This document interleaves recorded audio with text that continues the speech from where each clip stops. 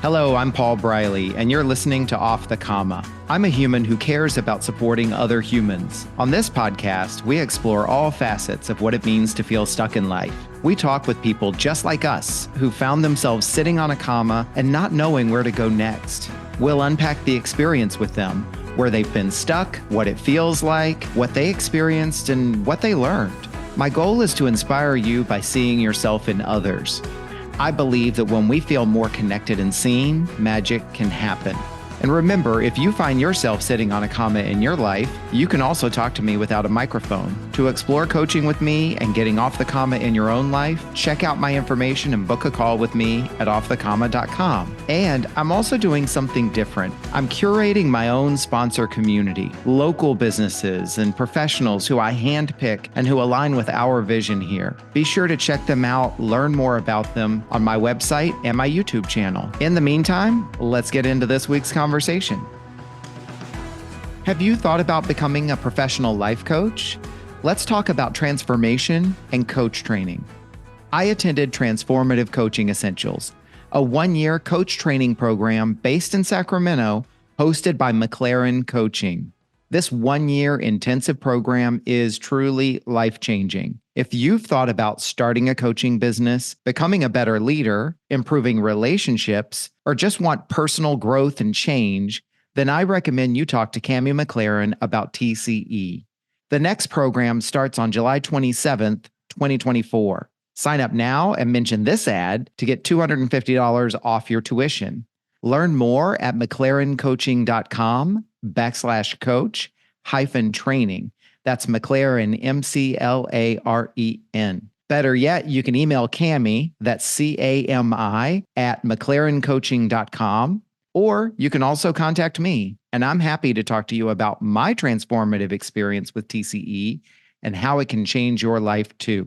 And we're back with another exciting episode of Off the Comma, the podcast. And this week in particular, I'm really excited because this week we have Janey Lee Grace with us. And Janey and I have known each other now for over a year.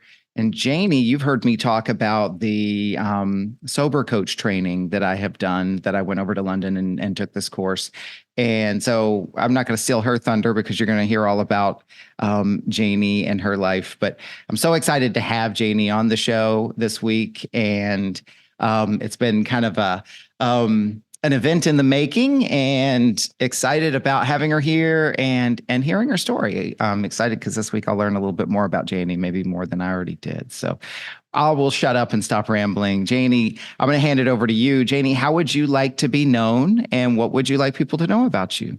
Oh, thank you so much for inviting me. I suppose I'd like to be known as someone who is super enthusiastic, totally passionate about what I love, and I suppose, really, in truth, I'm a little bit bossy, but hopefully in a good way, because I really am so determined to inspire people to live their best lives, particularly around optimum health and well-being. I just kind of want the best for everyone.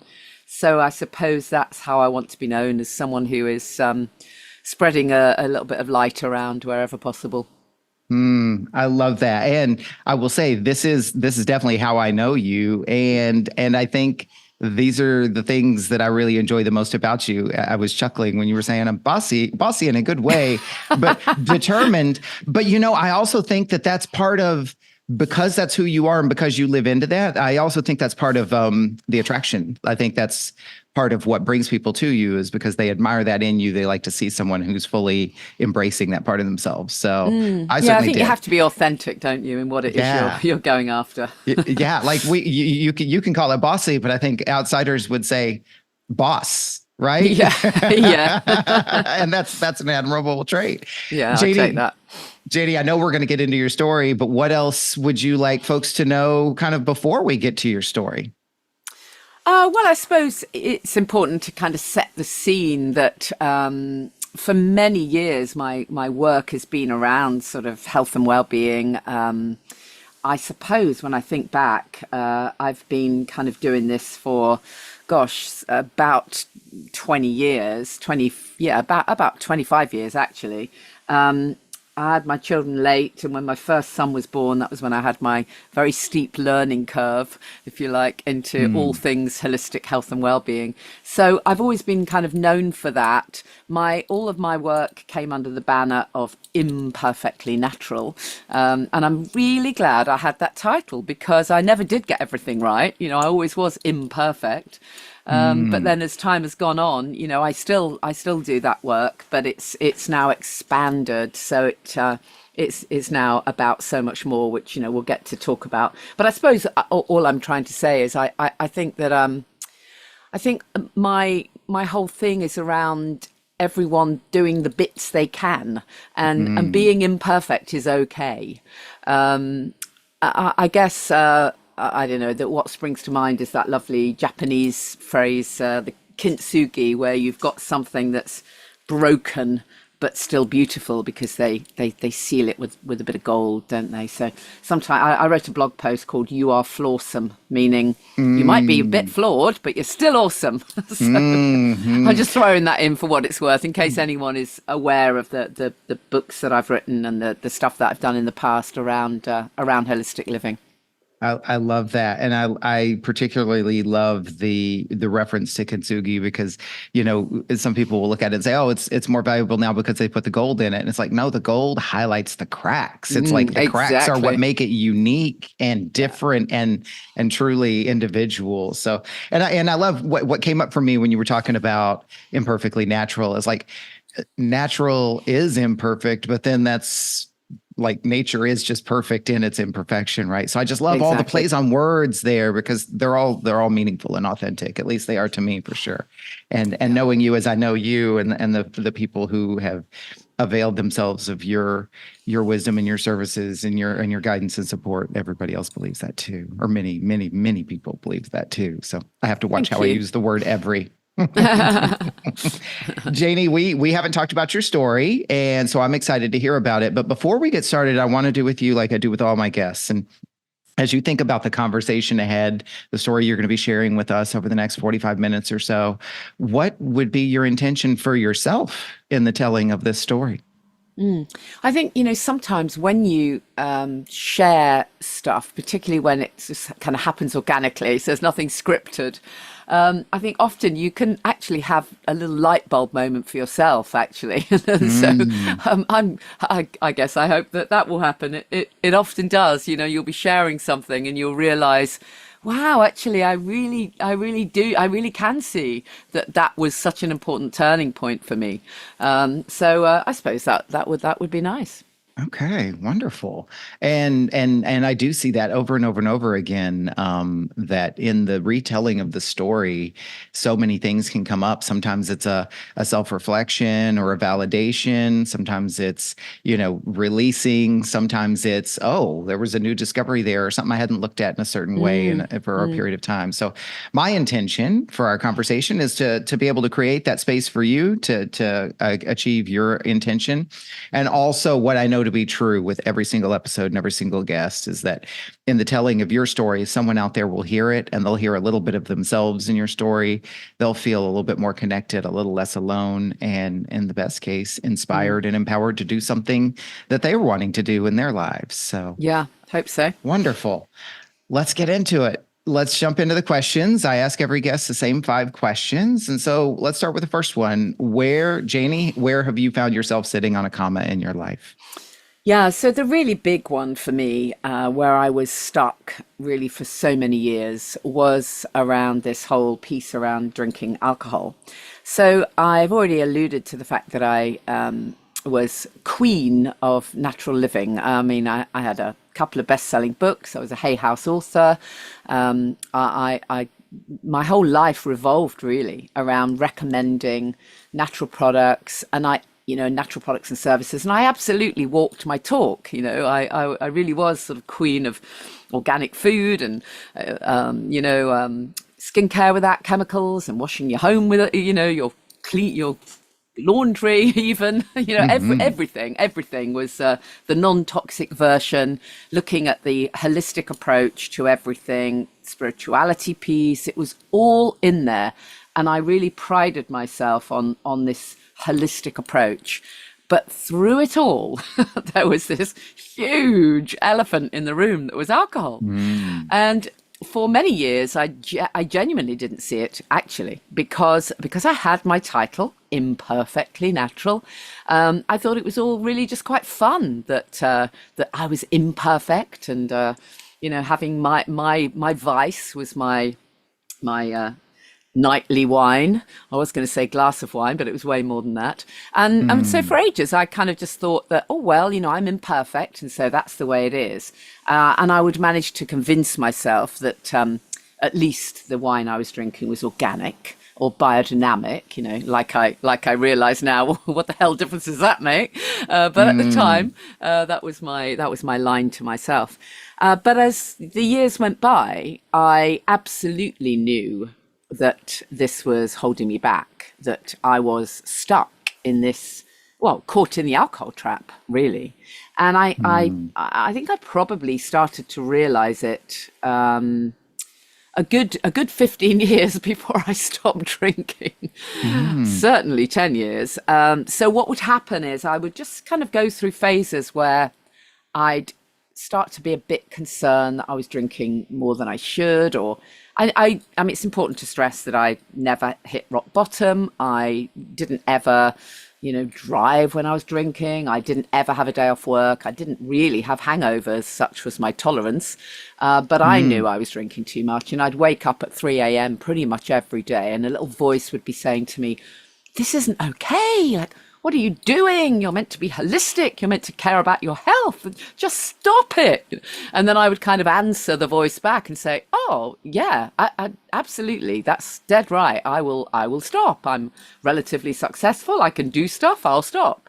But then by the next day, I would start again. The wine which would be in my ear telling me that it was a nice sunny evening, and there out would come the Sauvignon again. And this went on for a long time. And there were times when I thought, okay, I'm really going to address it now. So I'd buy a book, or I'd, listen to a tape or something. I'd sort of try and get my head around making this happen, because I had an understanding that this was holding me back. But I never really got off the starting blocks, because there was a fear there, a kind of a procrastination there. And I suppose it was what everybody did. It was what everybody did, right? It was our social, for everything from commiserations to celebrations. It's what everybody else did. So I didn't know anyone else like me. So I really felt very isolated. And so I really was stuck in that place for a good 10 years, possibly 15, knowing there was something going on, but not able to move forward from it. Wow. I'd love to just jump in and reflect a couple of things, and as such a relatable story. I mean, people know I too quit drinking about 3 years ago, walked away from the alcohol, right? And we've had plenty of conversations, and I know in your programs you talk about these things, but what I'm hearing in you is just this kind of contradiction, right, between all the things that you stand for and represent, and then this thing that you're enjoying kind of, as you said, in isolation or in quiet, and then being able to rationalize it a little bit. No, absolutely. That's exactly it. I was, I suppose that lack of authenticity was the really important piece for me. It meant that I couldn't be authentic. And when I look back, I realize that, so for example, I was a Hay House author. I was also a Hay House radio presenter. So I got to interview so many incredible people. I mean, unbelievable amount of spiritual gurus. And, it was an amazing time. And so if you'd asked me during that period, really anything about meditation, spirituality, I had all the answers. Or, I'd interviewed somebody incredible about angels, or, different aspects of meditation. You name the greats, I probably interviewed them. And yet, if you'd asked me about my personal practice, I would have said, oh, don't be ridiculous. I remember having a conversation about self-love with some Hay House authors. And it was really interesting because I realized that although I knew the stuff, my feeling was, oh no, well, that's for everyone else. It's not for me. And of course, deep down, I knew that there was something going on there. I knew that I wasn't authentic. I was preaching this stuff in inverted commas, and I absolutely believed it, but it just didn't feel like it could become real for me. It didn't feel like it was possible for me to be able to meditate or start to like myself. And of course, I now realize why. You know, I now realize that when you're drinking alcohol, it literally lowers your vibration. It literally stops you from being aligned and being in tune with who you really are. So of course I couldn't sit in meditation because, you know, that very uncomfortable voice would probably come in and say, right, okay, so numbing out every night, are we? And, you know, and so it really was it really was a hell of a comma for a long time. Yeah. Well, and you described this conflict in you, right? Like this voice that would talk to you at 3 a.m. and say, oh, you shouldn't be, and this is going against things and anti your authenticity. And yet these things, like you talked about, even meditation specifically, like that's the place you go to hear the voices that you need to hear, the voices that are truest and authentic.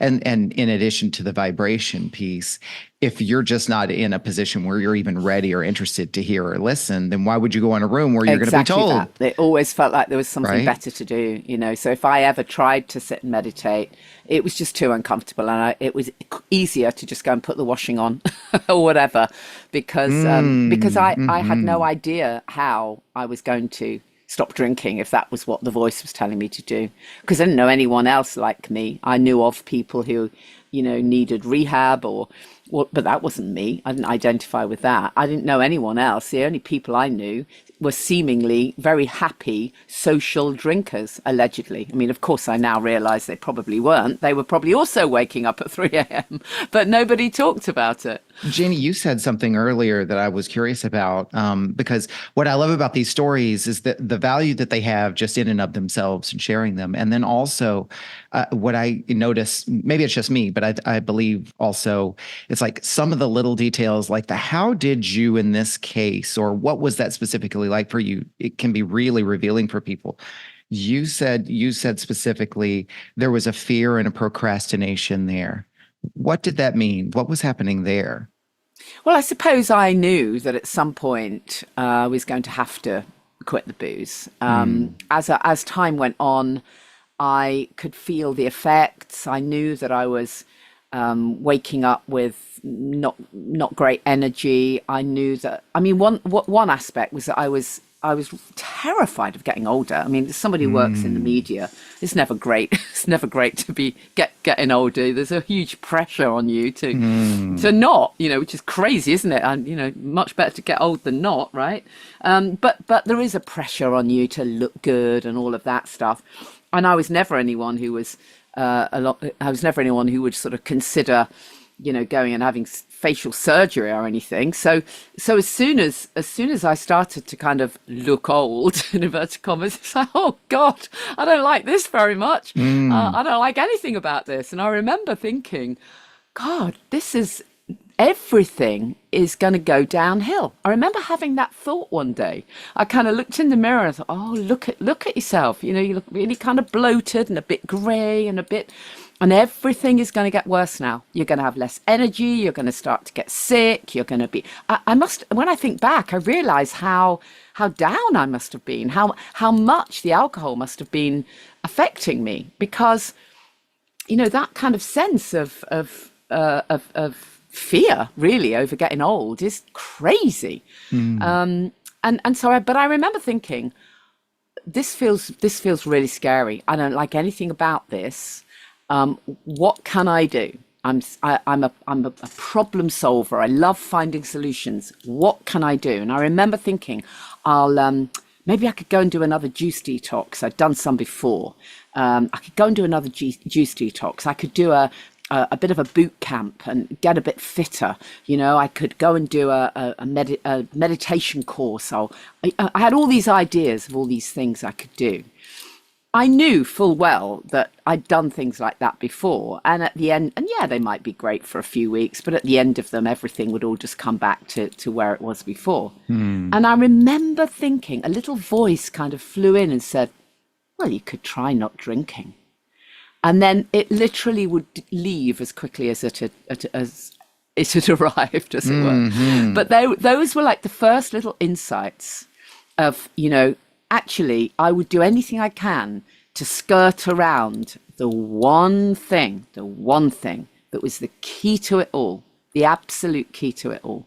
So I kept myself in that state of, well, fear of getting old, fear of doing something different, procrastinating. The reality is I didn't know how to do it, and I didn't know anyone else either.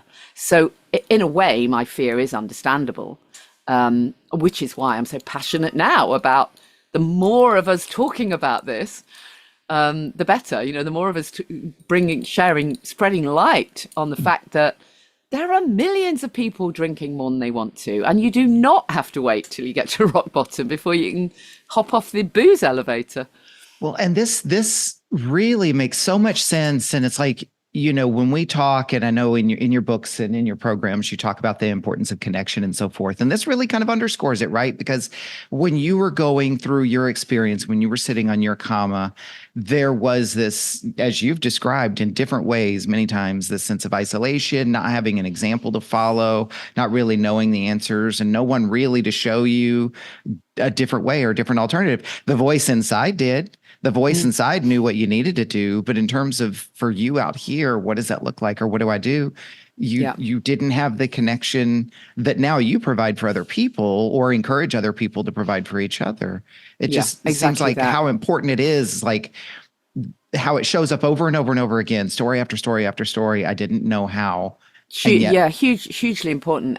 What I needed, I realize now, I did have the logic around alcohol. In fact, during those years, I did have periods where I stopped. Mm-hmm. So I did do a juice detox retreat and stopped for perhaps maybe 6-7 months after that, fully NLP'd up, if you like. So I was brainwashed in a good way, in inverted commas, recognizing just how bad alcohol is. And I was able to kind of keep going on that logic piece until a day came when I was, I think I was at an award ceremony, and someone asked me to present an award, and then they put a glass of champagne in my hand because they were going to take a photo. And it's that thing of, well, I mean, I'm perfectly okay. Like, why would I not? There's clearly nothing wrong with me. I've just been, it's all good. And so I was straight down the booze elevator again, because I hadn't done any of the work, and I hadn't acknowledged any of the motivational piece. I hadn't got the motivation that life was better without. I was purely running on the logic, as it were. Well, can I jump in on that for just a second? And I apologize if I'm breaking the flow, but I'm curious here. This really jumped out at me because I feel like this is such a pivotal moment that so many people will experience, particularly on the journey with alcohol, and it can be other things too. But what you said was, I did the juice detox. I basically found a way to quit for 7+ months, right? And then somebody put the glass of champagne in my hand, and back down I went again because I hadn't done the work. That's right. What would you say is, there's so much here I want to unpack. So let me try to keep it simple. What was the distinction between, well, I had quit for 7 months and I'm okay now, versus what it might have been had you done the work? And I'm doing the air quotes now. Sure. So many people, I now realize, do this. They go round the block, as it were, several times. They stop drinking for a while. And usually when that happens, they are focusing purely on what they're, in inverted commas, giving up. And as you know, I will not let anyone use that phrase because, as you said, words are really important. And actually, I now realize there is nothing to give up, nothing at all. And so what would have been different, and what was different when I finally got to my last day one, is that rather than focusing on what you're giving up, you focus entirely on what you're gaining. And that's where you need the motivational piece. So even though it can be difficult at the beginning, because anything hard and, might be, anything worth doing might be a bit tough. But if you focus only on what you're going to be gaining, that carries you through. I always use the example of, it's almost like a carrot on the end of a stick, actually, because I don't know if you use that phrase in the States, do you? We do, very much so. This is capitalism. Good, okay. So you've got the kind of carrot on the end of a stick, and you don't really know what it is you're going for. You can't, in fact, with sobriety, you really don't know. Because in a sense, most people stop because they've got to, as it were, because they have to, because if they don't, something bad is going to happen, because you look terrible, because you feel ill, because your partner is going to, leave if you don't. There's usually a reason why you stop.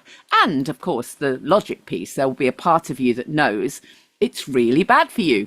Every single glass, there are 0 benefits to alcohol. Even one glass is harmful. Let's be clear, right?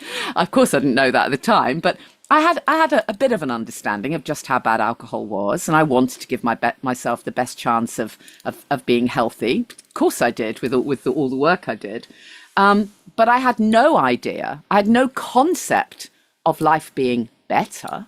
It was just a case of, how will I survive now I've given up something? So the whole thinking is usually around, how am I going to manage? How am I going to navigate being without this thing that everyone else, all the lucky people, can have it, but I can't? So how am I going to cope with this deprivation? And that's usually the mindset at some unconscious level. It's that, oh, well, I can't have it, so I've got to deprive myself because I can't have it. So then, of course, the unconscious mind really does not like that. Our unconscious mind does not want us to feel deprived. We seek pleasure. That's what humans do. And so if everyone else is having pleasure, like, for God's sake, why, I don't want a cup of tea. I want a nice glass. Thank you very much.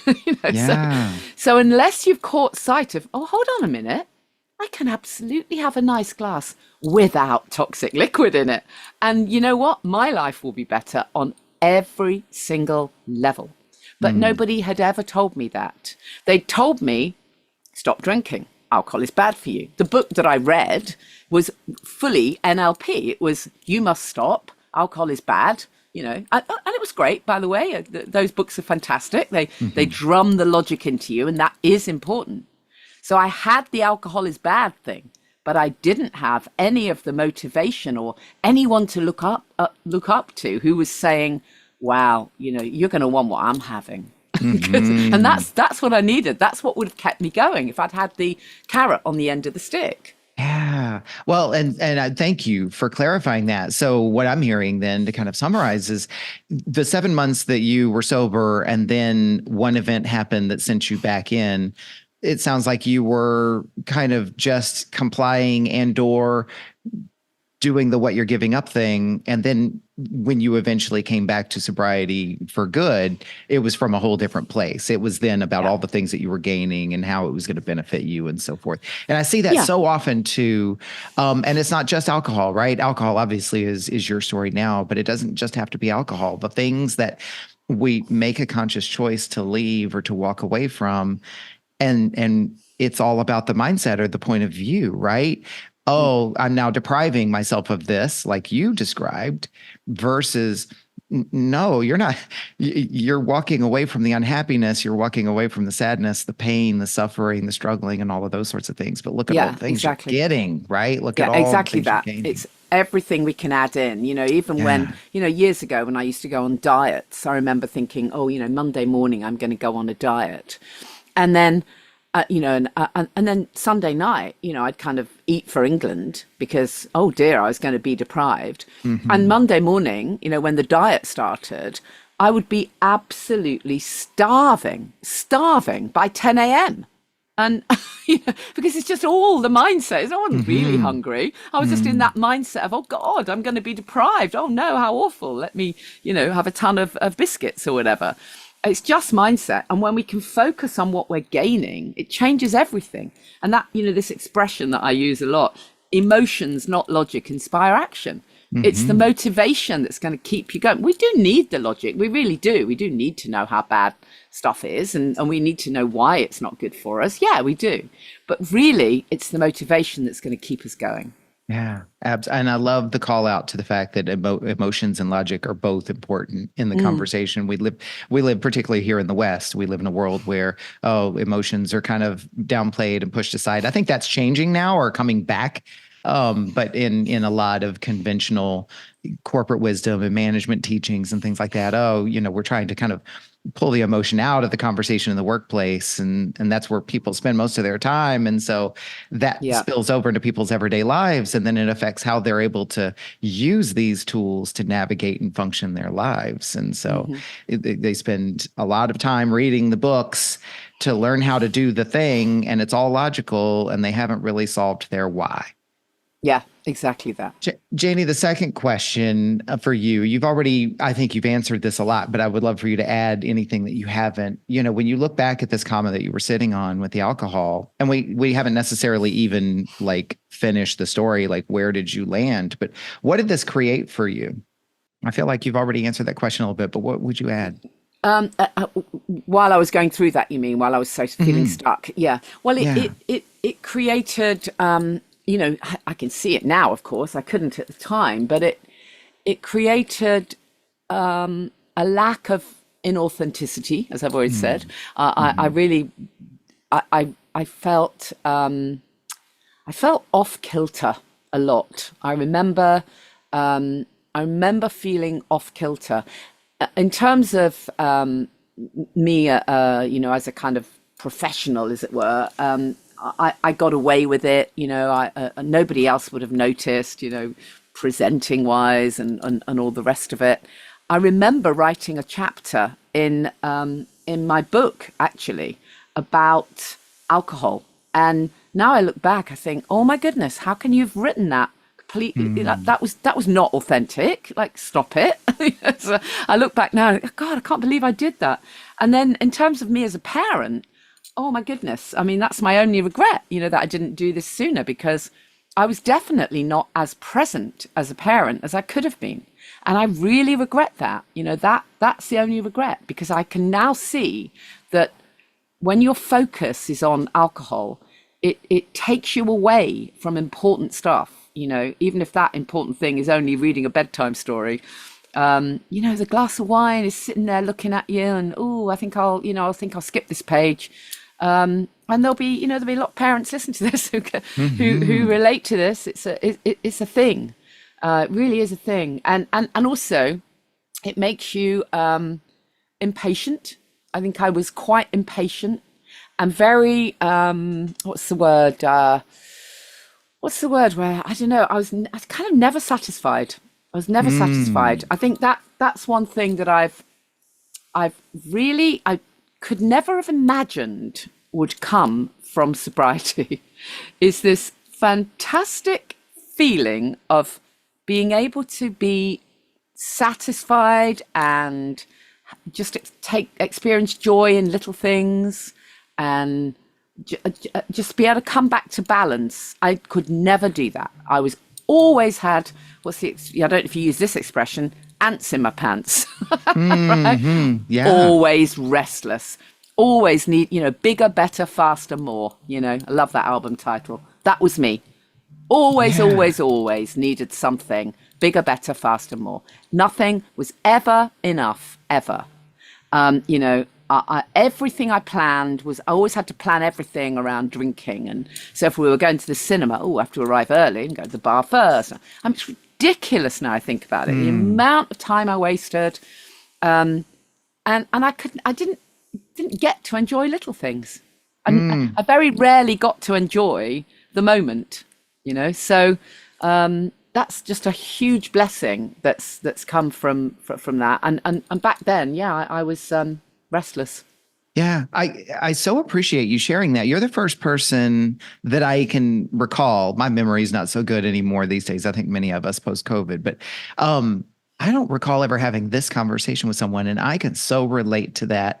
And then there's all these little kind of things connecting. We hear all the phrases, catchphrases and words, and then the things from the different types of ways that people talk about quitting drinking. But this restlessness is not being satisfied. There's that phrase that we use over here, like, what is it? One glass is too many and 1,000 is never enough, or something like that. Yeah. But so here's what I'm curious about. Oh my God, we could have hours long conversation on this. This sense of not being satisfied. It's interesting because the alcohol itself does that, right? Like if you, first of all, I want to acknowledge what you describe in your answer to this question is like, it is its own relationship, right? It pulls you away from the other relationships. Absolutely. And once you have developed a big enough relationship with alcohol, then of course, by its very chemical nature itself, it keeps you wanting more. Yeah. But there's never an end. And that was something that I always related to. I was definitely a volume drinker. Like I had my rules around it. Like we don't start until 6 o'clock when the workday is done. It's part of dinner and everything. But the idea of having 2 glasses and then going to or stopping 2-3 hours before you go to bed was like, who does that, right? Mm-hmm. There's just you got to keep it going until you just literally go to sleep. And this sense of not being satisfied, the restless, but it's never satisfied, never enough, impatient. I'm just so curious, like, where else was that showing up in your life? And what do you think what was it about the alcohol that contributed to that, I guess is the question. I really think that when you're not able to like yourself, I think everything comes back to this feeling of being comfortable in your own skin, really, and being coming back to balance and actually feeling authentic and feeling like you could like yourself. I'm not talking about ego here. I'm not talking about being egotistical. It just is that self-love piece. Some people are uncomfortable with that expression, but most people understand what we mean when we talk about that sense of authenticity, that sense of self-esteem, that sense of being comfortable with who you are. But when something is off kilter, it's very uncomfortable. So I was ignoring that the whole time. I was ignoring that feeling by just downing it, covering it up with booze the whole time. So if I was feeling anxious, well, we can solve that with a glass of wine. If I was really feeling really harassed and massively busy, I had 4 kids and a ton of work going on. So if I could escape, in inverted commas, and feel grown up for a bit, that felt like a fabulous reward. So I would take off to the local wine bar. I mean, I'm amazed they're still in business, to be honest with you, because, if we had anyone looking after the kids, that was me round the corner, with my glass of wine and a book thinking, how grown up I really am. I saw that as my self-care. I mean, I now realize it was self-harming. But at the time, it was me, needing to sort of really, I was just needing to get away. I was just needing to escape. And that's exactly what the alcohol does. But as you say, you need more and more of it. So it literally takes you away from your ability to be able to tune in to what it is you really need. And of course, what I really needed was a walk in nature or a bath with essential oils. And even, I would guess, even just like the option that many of us don't even consider, which is to just be still and just experience what the hell you're experiencing. Absolutely. Right? But of course I couldn't do that. I couldn't, feel all the feels at that point because the voice would come back in saying, what are you doing?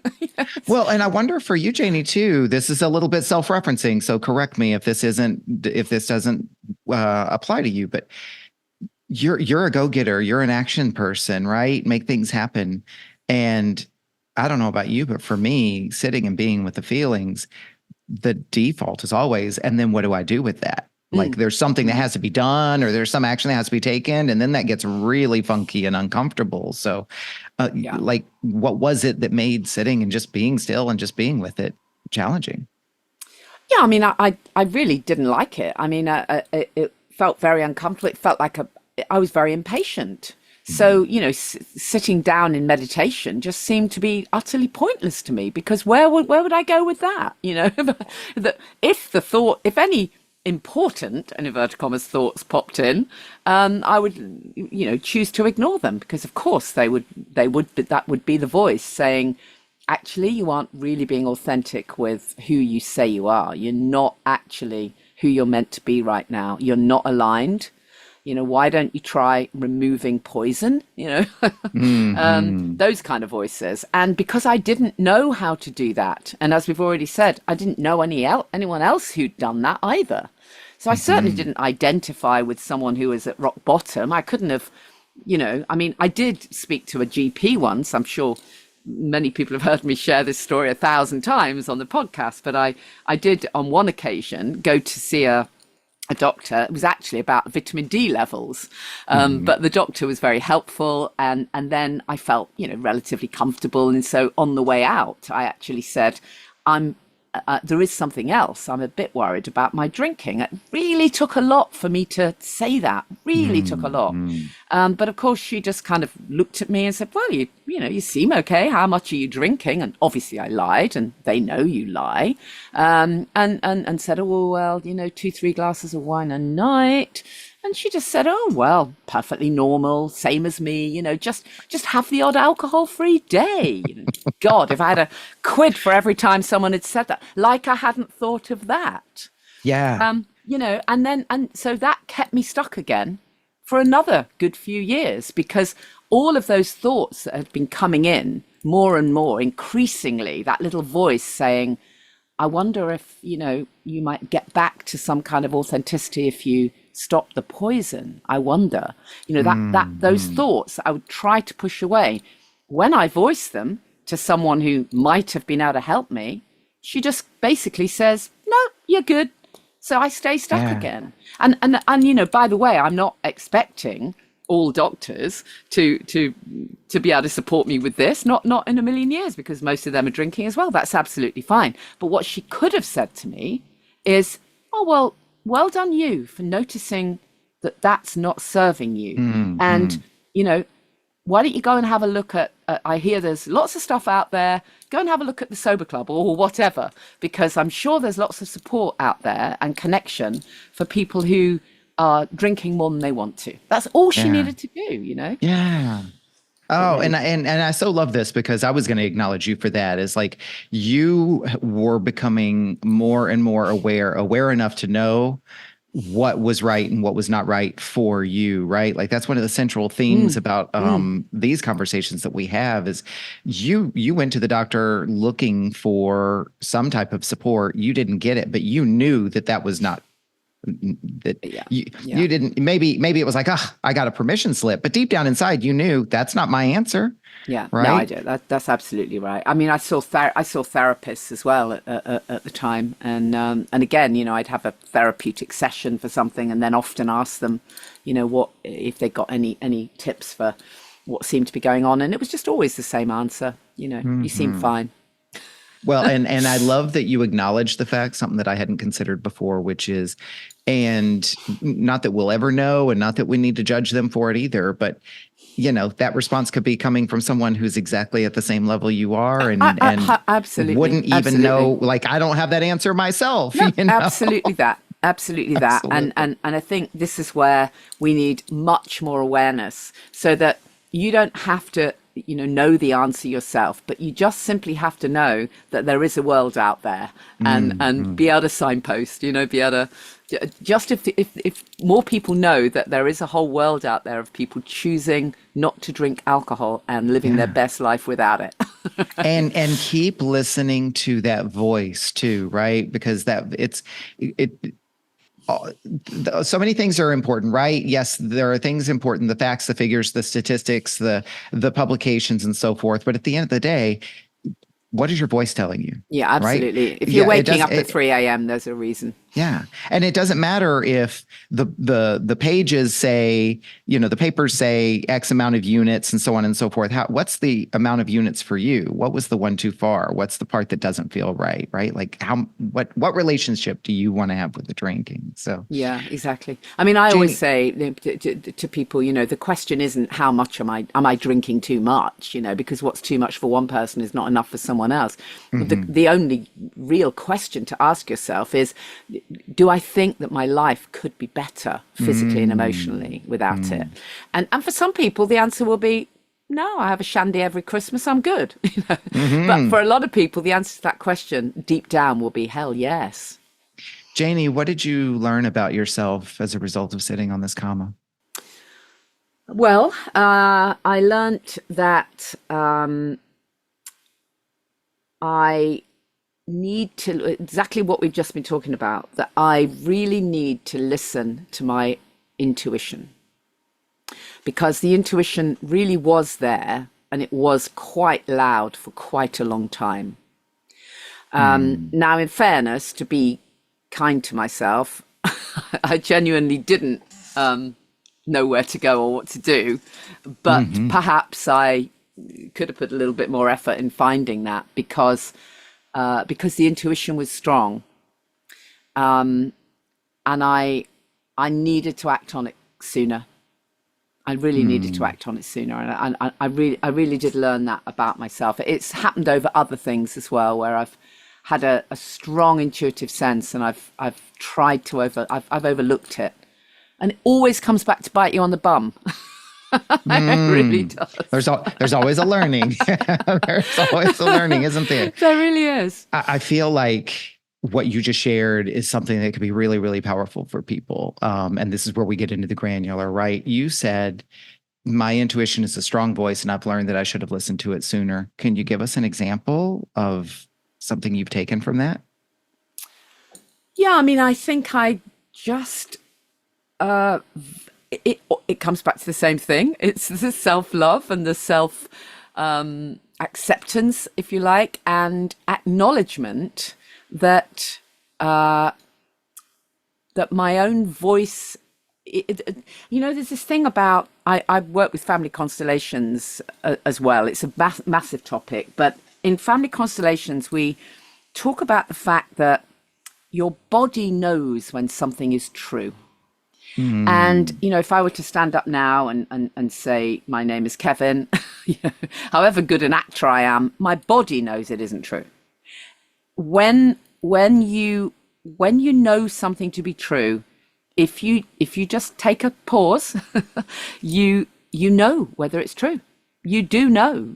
And I think it's about recognizing that and being able to put that pause in so that you are willing to do what you know you need to do. It really is kind of that simple. But we spend so much time, I did, kind of chasing our tail, trying to ignore the voices, keeping busy, so that we don't have time to listen to that, still small voice.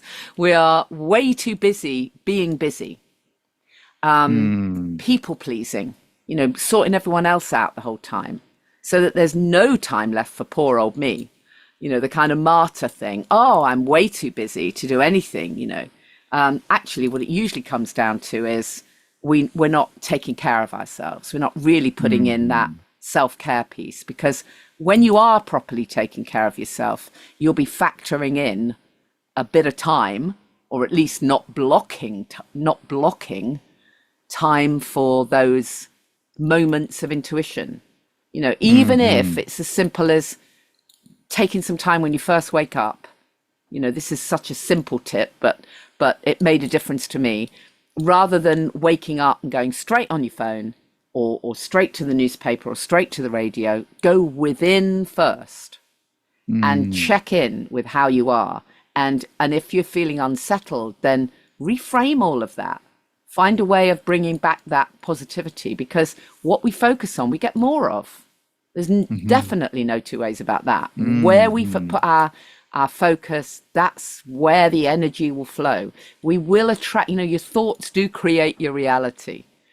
That is so powerful. And it's true. It's the law of attraction. And there's so much content out there that folks can read and explore and unpack. And I'm hearing this theme of definitely slowing down, listening, trusting the voice, and you've talked about different voices here, so just for the sake of the conversation, I want to kind of clarify. There's the voices that would kind of, we call them in the coaching world, you're in this world, the sabotaging voices, or like the inner critic or the ego, right? There's those voices, and then there's the deeper voices, the inner wisdom, the knowing, the spirit, whatever you want to call it, right?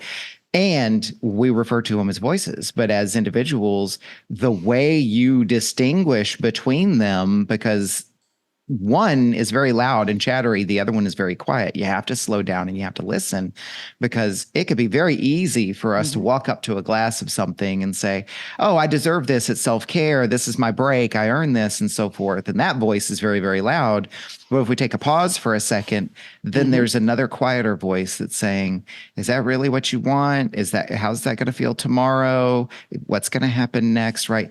So the slowing down and the listening is what I'm hearing you say, is take the pause so you can distinguish between the voices. Yeah, that's exactly right. And of course, the piece that comes before that, which obviously you know really well, is that, to remember that you are not your thoughts or your voices, and they are not you. You can observe them. And it took me ages to grasp this. When I look back, I genuinely think that I thought that I had another voice going on, the addictive voice, right? Literally the voice of the wine witch, which I would have a proper conversation with, an actual discussion. It would say, oh, look, there's a bit left in that bottle. And I'd talk back to it and say, I don't really need another glass. Oh, go on, you do. And I genuinely thought that was part of me, right? Now, I'm not actually a stupid person, but I really did think that it was all one and the same. And I couldn't see how I could extricate myself. In fact, someone once said to me, oh, maybe you've got an entity. I'm like, oh, Lord, give me strength. I've got enough going on. Well, it makes sense, right? I talk about this all the time these days. Like as we look at and understand, the human mind and thinking processes today, no wonder in the Middle Ages, they thought people were possessed by demons, right? Yeah. I mean, that's literally what it feels like. I'm starting to do parts work. There is a reason. There is a reason why they're called spirits, but that's separate. Exactly. But yeah, so I was really caught up in this. And it was only when I was able to finally recognize I am not my thoughts. They are separate from me. I can stand back and acknowledge. I can even appreciate. I can say, thank you. Thank you for trying to keep me safe. I know you want me to do what I've always done, but you know what? Thank you, but go away, and I won't be doing that. And when we can literally see ourselves as separate, it makes such a difference. Because, yes, the inner critic's always going to come in. Of course it is. And tell you, oh, imposter syndrome, you're not as good as everyone else. And look at your social media. It's rubbish compared to everyone else's social media. And on and on and on. But we can pause and we can ask, well, hold on, is that true? I mean, it's important to check if something's true. Yeah, you can check that. Is that thought that's just come in, that belief, is it true? Or is it actually just a limiting belief? In which case, maybe it's time to knock it out the park, particularly if it's a limiting belief I've had since I was 5 years old, for God's sake, that a teacher told me. Absolutely. You touched on something that's such a big thing. It's a big thing with me.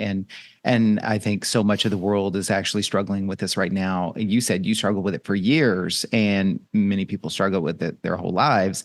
But those voices, the thoughts, especially in the fast-paced world, and as you described, everything was moving so fast. You had so many responsibilities. You were impatient, so it makes it hard to even distinguish all these voices. But for anyone out there who is literally struggling with this same type of situation and those voices and the chatter and so forth, just know that it's that's not something you're going to fix overnight. There's no book, there's no workshop that's going to make that fix. But the one thing you can start doing now, regardless of what you believe about how doable it is just exactly what you just said. Just pause, sit down, be a cat. look out the window, do nothing. And even if you don't get anything out of it for those 5 minutes that you do that, if you start developing a habit of just doing that, no expectations, it will start, the quiet voice will start being a little louder. Yeah, And absolutely. and then you'll get just enough traction to be able to then know what your next step is. But it's not an overnight thing. I mean, shit, I'm a ICF certified life coach and been a facilitator and all these things. And I help people with these types of things and struggle with it myself. Right. So Yeah, exactly. it starts with one step, like you said. It does, taking and thought. I mean the other thing that can be very helpful is journaling and just that stream of consciousness stuff. Because when you do that, you commit to, for a short amount of time, writing down every thought. So the journal it might read, I've got to buy a birthday card. I'm angry with so and so. But then what always happens is there'll be a point in your journaling, if you've committed to do, I don't know, 3 minutes or something, there'll be a point where you suddenly think, I don't know what I'm thinking. I don't know what to write. So you've got to write that down because you're committed to it. But then what will happen is a thought will come in that you consciously try to edit because you don't want to write it down. But of course, that's the one you need to write down. And that was very powerful for me in the early weeks when I did that. It was very powerful because it was only when I committed to writing down stream of consciousness, all of the thoughts in completely random, not for anyone ever to read, but just literally to get it out, then I did start to recognize, okay, I've got some really deep rooted kind of fears and things going on here that I've been editing all my life. And actually, I've committed to write them down. I'm bloody well going to write them down. So I would. And there's such a power in releasing it, right? Yeah. Such a power. It's that lovely phrase that Louise Hay uses, the founder of Hay House Publishing. She says, you can't clean the house until you can see the dirt. Oh, you so have true. to let it out first. And most of us spend all our lives trying to keep it in. Or hiding it, right? Yeah, or hiding it, exactly. Yeah. What I love about what you said is it's like, it's actually, you're transcribing. Like you don't translate, transcribe, right? Exactly. And then No you editing. can see it. You can see it. Yeah, that's so good. And don't sweep the dirt under the rug or behind the refrigerator, like clean it out. Janey, last two questions. You've shared so much with us and I just love it. And I always love just the energy of the conversation because you just embody the change that I believe you've experienced. So let me ask you the question, what's changed for you as a result of sitting on this comma? Oh, everything. Since I ditched the booze 6.5 years ago, all of the things that one might hope would change have changed. I'm healthier. I think I look better. I'm definitely not scared of aging anymore. It's the best anti-aging hack ever. I mean, I no longer care if I look old, then I look old. Who cares? I've got so much more energy. So all of those things, better sleep, all of the things that you would hope, but so much more. In fact, I remember it kicked in for me. It's different for everyone, but for me, it was around about 3 months. I'd been sober for around about 3 months. And I remember waking up and not quite recognizing what the feeling was. And I was sort of, because I was a lot more tuned in, it's like, oh, what's that feeling? And I realized it was a sort of contentment, which for me was absolutely unthinkable. Nothing I'd experienced probably since I was a kid. Like contentment and even the possibility of joy. I sound like I'm getting all biblical now, but to be able to experience joy, which I had absolutely no sense of before, no sense. So it's changed everything. It's literally changed everything. It means that I can live my best life without needing to, I can do the things I want to do. I can be authentic. I'm still imperfect, imperfectly natural is still running. Yeah. But I'm authentically imperfect. Right. So it honestly has changed everything. And I think that's one of the frustrations is it's hard you can't share all of the benefits because I'd literally be here all day and then some because actually it gets better every year. That was the other piece that I hadn't hadn't imagined that every single year that you're sober gets better. Well, and it first of all, that's wonderful. And it seems that like all the things that you don't believe you can ever have when you're drinking are the things that you start to get when you Yeah. end that relationship.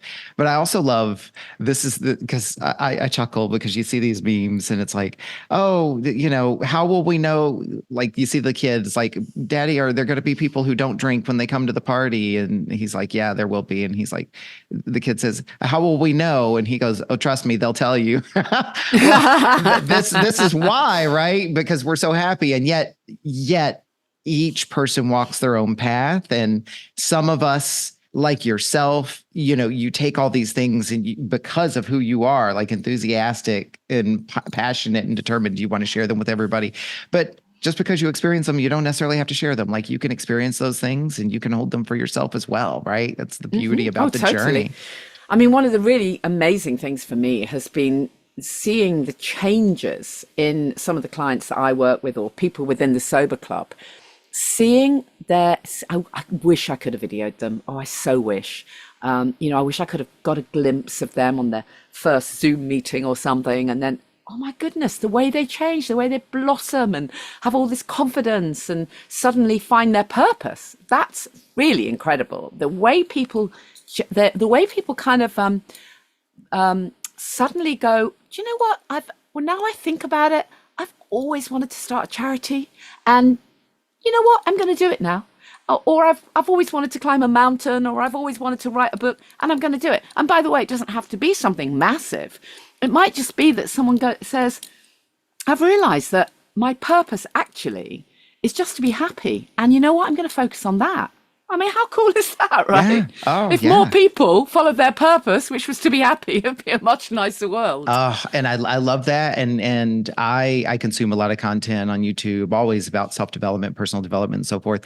And it's interesting because now I have the same perspective, right, that you've helped develop, is there's the people that I follow who got sober and then got things. And then I follow a lot of people who are doing these things that I want to do, whether it's like nomad life or traveling or whatever. And it's interesting. Alcohol is never in the equation when I go looking for these folks. And it's like, oh, I like that they do this, or I like that they do that, or that's really cool. That's a good example. But when you go into their stories, almost all of them, somewhere in their story is, and I gave up alcohol. Absolutely. It's like, go looking, whoever it is that inspires you the most, whoever it is that's doing the thing that you really want to do with your life. And even if you it's not even crossing your mind to quit drinking right now, look at how many people are doing the things you really want to do, and then dig deep enough. And I bet you a good percentage of them will say they gave up alcohol or never drank to begin with. Yeah, exactly. Janey, what does getting off the comma look like for you?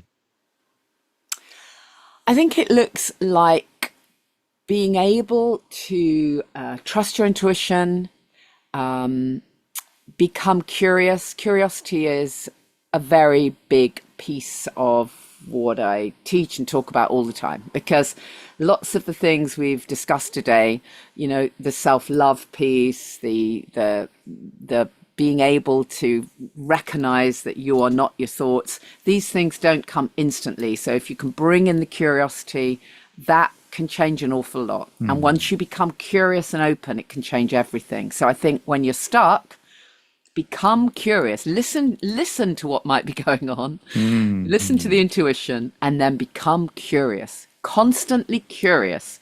And then that literally will attract the answers to you. And then you can take some action and, go after it. I love that. Well, and I love that. Attract the answers to you. And I might even add, tell me if you agree with this, and patience. Yeah, yes, you do have to be patient, actually. Yeah. And the other piece is, I think that you have to be willing to be imperfect, because a lot of people that one of the things that you've heard me say when I work with sober coaches is, you don't always have to get it right, but you have to get it going, right?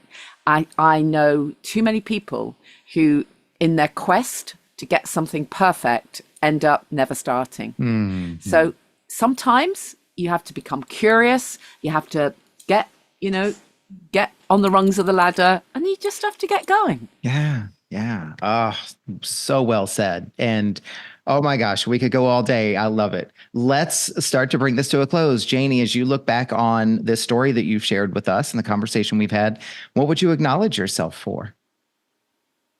Well, I'd acknowledge finally taking action. I'd acknowledge being able to finally trust my intuition, even though it was going against the curve and the status quo.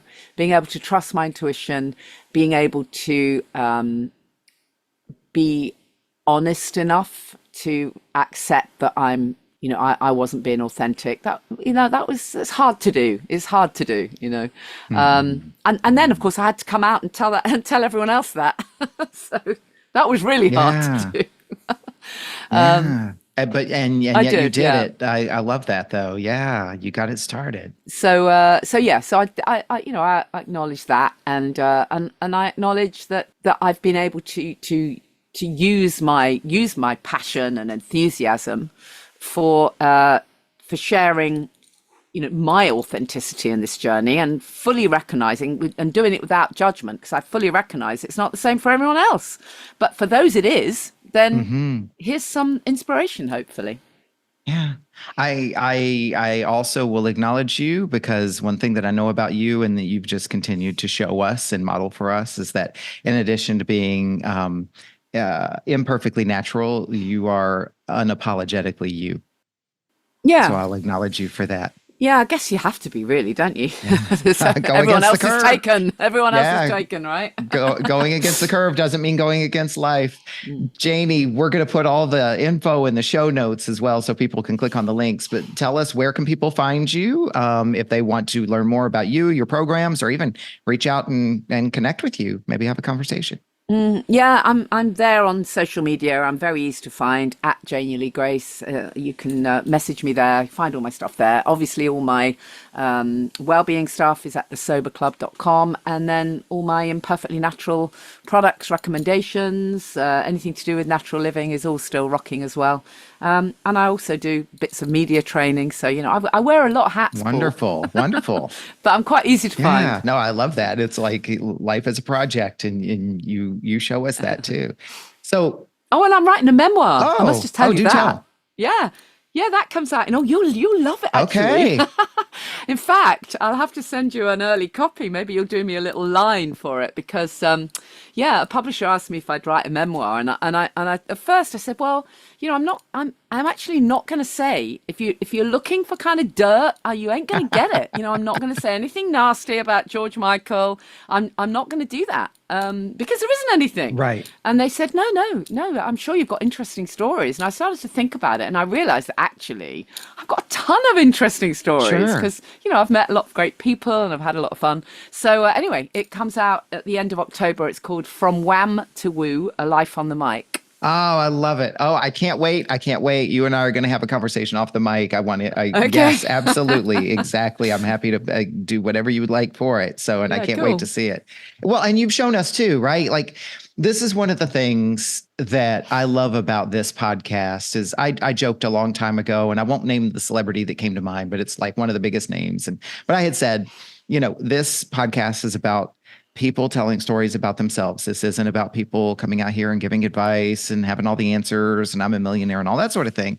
And I would say you're probably the closest thing to a celebrity that I have had on the podcast.